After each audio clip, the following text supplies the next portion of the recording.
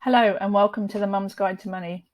And we're on tip number 19 of our 30 days of 30 tips for financially planning and preparing for maternity leave. Now, today's topic we're talking about is, can maternity pay be paid in a lump sum? So you're in the right place if you're planning a baby, not quite sure on the rules are around maternity leave. You might already be expecting, a bit confused about what to expect from a money perspective. So stick with me. There's loads of useful information that I cover in my videos. You might already be on maternity. Okay, so for some of the things it's a bit late, but not everything. It's never too late to make a plan. So I do cover lots of things that are still useful and relevant if you're already on maternity leave. So what we're talking about today, as I said, we're answering the question, can maternity pay be paid in a lump sum?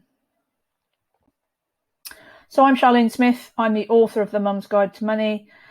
Started out life as a blog in 2020 and then has come into my book, which is here, which is all about helping you financially plan and prepare for your maternity leave. Okay, so with all these things, we always recap on the rules. So can maternity pay be paid in a lump sum? So as a reminder, maternity pay obviously is what you get paid on maternity leave. So remember, they're not the same thing. Maternity pay, obviously you have to qualify for it. And maternity pay will start on the same day as your maternity leave, and then will generally finish after 39 weeks if you're getting the statutory amount. If you're getting the sort of additional pay, it may carry on for a bit longer depending on what your company's arrangements are. So this is quite a useful slide that I like to go over in a lot of the videos, and I call it the Maternity Pay Money Gap. So maternity pay runs along the top here. So your first 6 weeks, you're getting pretty much full pay. So 90% of your normal weekly earnings, at least. Some places will pay whatever you've been paid the last 6 weeks, but it's a much higher amount. Then you move into the next phase. So 33 weeks at £151. So if you're earning, a decent amount of money here, and then it's going to drop off a cliff over here to £151, that's a very sharp decline. So these first two sections here run for 39 weeks. Yep. So first 39 weeks of maternity leave is paid. Okay, it's a bit rubbish pay here, but it's paid. You then have the last 13 weeks. So remember, maternity leave can run for 52 weeks, doesn't have to, but that's the maximum. And you're going to be in a position where you're going to have 13 weeks with no pay at all. Not even the rubbish £151 a week. So we've got this gap here of 13 weeks with no pay. So how is maternity pay paid?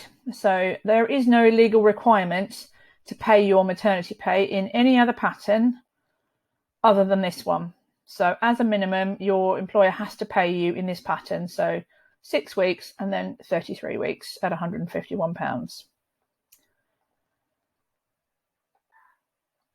But there's a question with lots of people, could I get it paid in a lump sum? So could I have all of that maternity pay I'm going to get paid in one lump sum?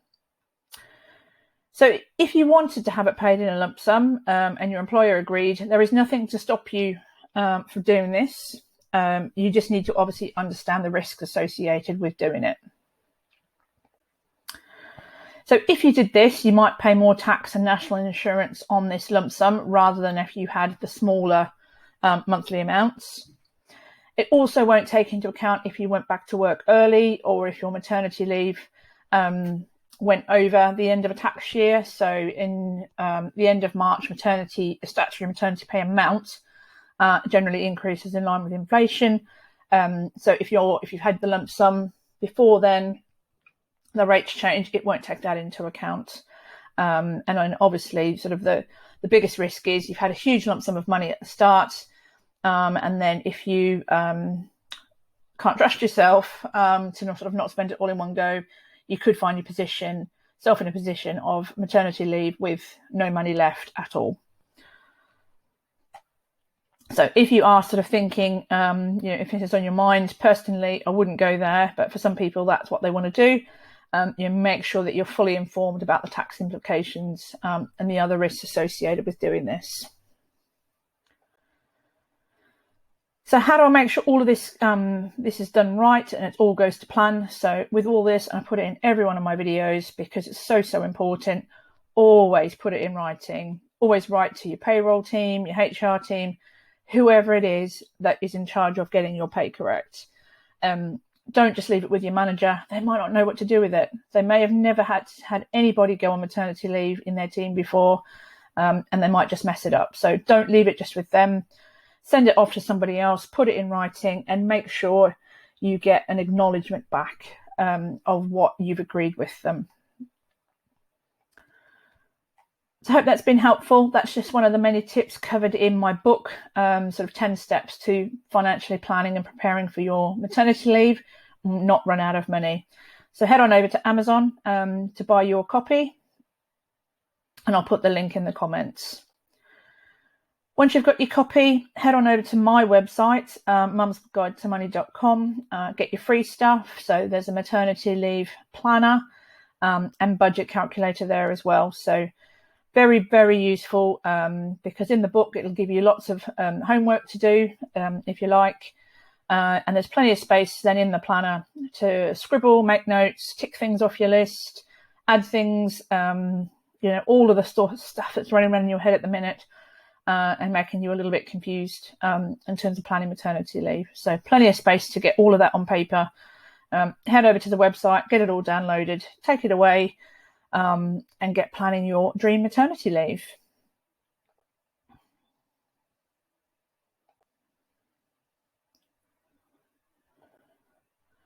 So I hope that's been helpful.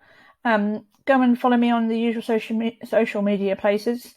Have a look around my website, head over to Amazon, grab a copy of the book. And in the meantime, hop back tomorrow for more maternity leave planning tips and stay safe.